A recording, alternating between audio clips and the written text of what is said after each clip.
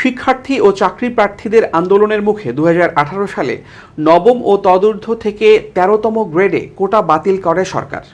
2018 সালের 4 অক্টোবর কোটা বাতিল করে পরিপত্র জারি করে জনপ্রশাসন মন্ত্রণালয়। কিন্তু সম্প্রতি মুক্তিযোদ্ধা সন্তানদের একটি রিটের পরিপ্রেক্ষিতে হাইকোর্টের রায়ে কোটা বাতিলের সেই পরিপত্র বাতিল বলে জানা যাচ্ছে। তবে শুধু মুক্তিযোদ্ধা নাকি অন্যান্য কোটাও ফিরবে হাইকোর্টের পূর্ণাঙ্গ রায় প্রকাশের আগে সেটি স্পষ্ট নয়। এ প্রেক্ষাপটে ফের কোটা বাতিলের আন্দোলনে নেমেছেন শিক্ষার্থীরা। রাজধানী সহ দেশের বিভিন্ন স্থানে সড়ক অবরোধ করে আন্দোলন করছেন তারা। 2018 সালের 4 অক্টোবরের আগে সরকারি চাকরিতে নবম থেকে 13তম গ্রেডে নিয়োগের সংরক্ষিত কোটা ছিল 56%। বাকি 44% নেওয়া হয় মেধা যাচাইয়ের মাধ্যমে। বিসিএসএ নিয়োগের ক্ষেত্রে মুক্তিযোদ্ধা কোটায় 30, জেলা কোটায় 10, নারী কোটায় 10 ও ক্ষুদ্র নৃগোষ্ঠী কোটায় 5% চাকরি সংরক্ষণ করা আছে।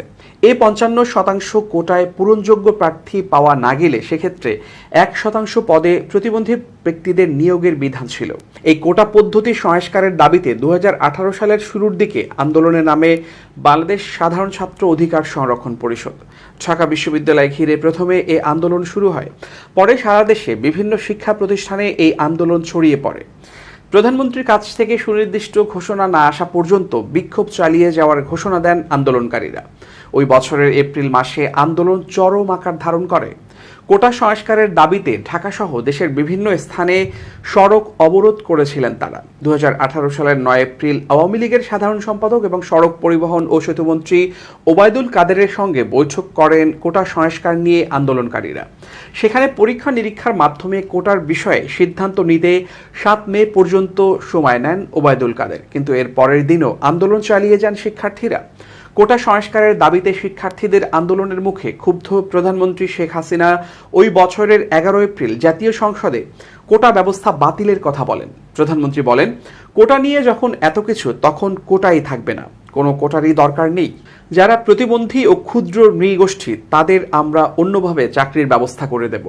কিন্তু এরপর প্রধানমন্ত্রীর বক্তব্য অনুযায়ী কোটা নিয়ে কোনো প্রজ্ঞাপন জারি করা না হলে ফের সোচ্চার হন শিক্ষার্থীরা। ওই অবস্থায় 27 এপ্রিল কোটা সংস্কার আন্দোলনকারীদের একটি প্রতিনিধি দল আওয়ামী লীগের যুগ্ম সাধারণ সম্পাদক জাহাঙ্গীর কবির নানকের সঙ্গে বৈঠক করেন। ওই সময় অস্ট্রেলিয়া সফরে ছিলেন প্রধানমন্ত্রী শেখ হাসিনা।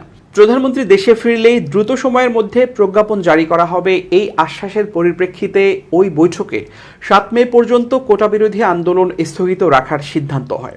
কিন্তু 7 মের মধ্যে কোটার প্রজ্ঞাপন জারি না হওয়ায় ফের আন্দোলনের ডাক দেয় সাধারণ ছাত্র অধিকার সংরক্ষণ পরিষদ।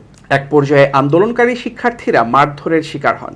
পুলিশের সঙ্গে সংঘর্ষও হয় আন্দোলনকারীদের। পরিষদের নেতাদের গ্রেফতারও করে পুলিশ। পরে 10 জুন জনপ্রশাসন মন্ত্রণালয়ের তখনকার সিনিয়র সচিব মোহাম্মদ মোজাম্মেল হক খান সাংবাদিকদের জানান, কোটার বিষয়ে সিদ্ধান্ত নিতে মন্ত্রিপরিষদ সচিবের নেতৃত্বে একটি কমিটি গঠনের প্রস্তাব প্রধানমন্ত্রী শেখ হাসিনার কাছে পাঠানো হয়েছে। প্রধানমন্ত্রী অনুমোদন দিলে এই কমিটি সবকিছু পর্যালোচনা করে সরকারের কাছে কোটার বিষয়ে প্রতিবেদন দাখিল করবে। এই প্রতিবেদনের ভিত্তিতেই প্রজ্ঞাপন জারি করা হবে। পরে ওই বছরের 2 জুলাই সরকারি চাকরিতে কোটা ব্যবস্থার সংস্কার বা বাতিলের বিষয়ে সুপারিশ দিতে তখনকার মন্ত্রিপরিষদ সচিব মোহাম্মদ শফিউল আলমের নেতৃত্বে 7 সদস্য বিশিষ্ট একটি কমিটি গঠন করা হয়। কমিটিকে 15 কর্মদিবসের মধ্যে প্রতিবেদন দাখিল করতে বলা হয়।